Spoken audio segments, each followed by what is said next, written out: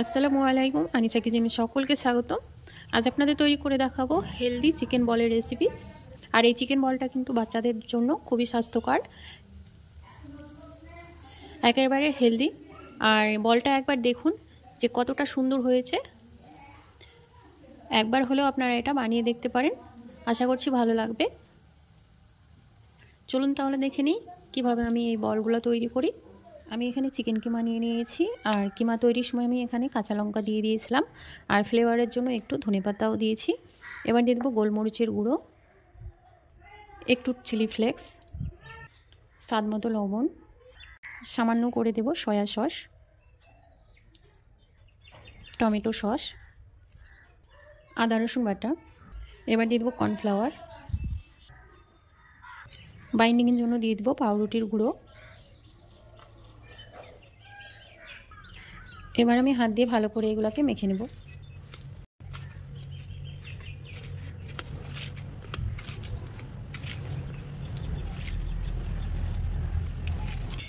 এখানে আমি আর একটু কর্নফ্লাওয়ার দিয়ে দেবো, হাত দিয়ে ভালো করে মেখে নেব। হাতের মধ্যে একটু তেল মাখিয়ে নিয়েছি। এখন আমি এই বলগুলোকে তৈরি করে নেব। মিডিয়াম সাইজ করে এগুলো আমি তৈরি করে নেব।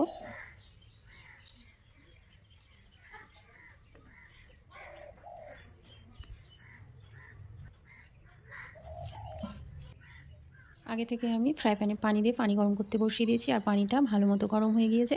এখন একে একে করে সে বলগুলো আমি ছেড়ে দেব।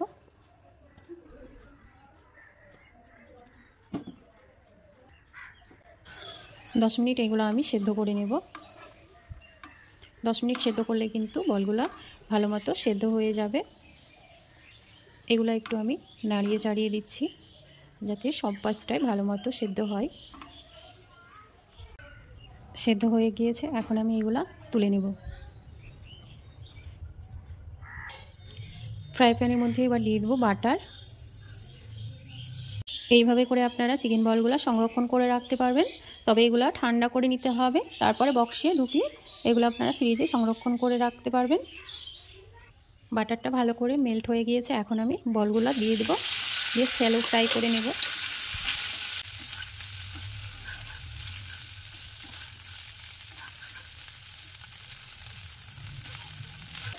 হয়ে গিয়েছে, এখন আমি এটা নামিয়ে নিচ্ছি। চিকেন বলগুলো দেখুন কত সুন্দর হয়েছে, খেতেও কিন্তু বেশ ভালো হয়েছে।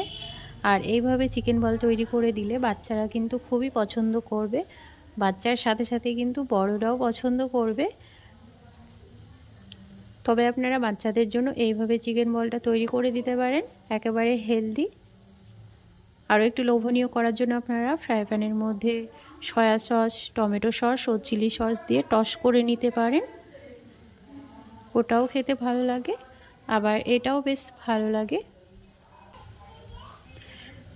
একটা বল আপনাদের কেটেও দেখাচ্ছি।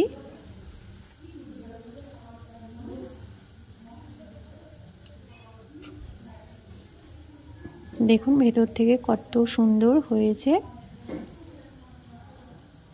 এইভাবে করে আপনারা একবার বানিয়ে দেখতে পারেন, খেতে কিন্তু দারুণ মজা লাগে।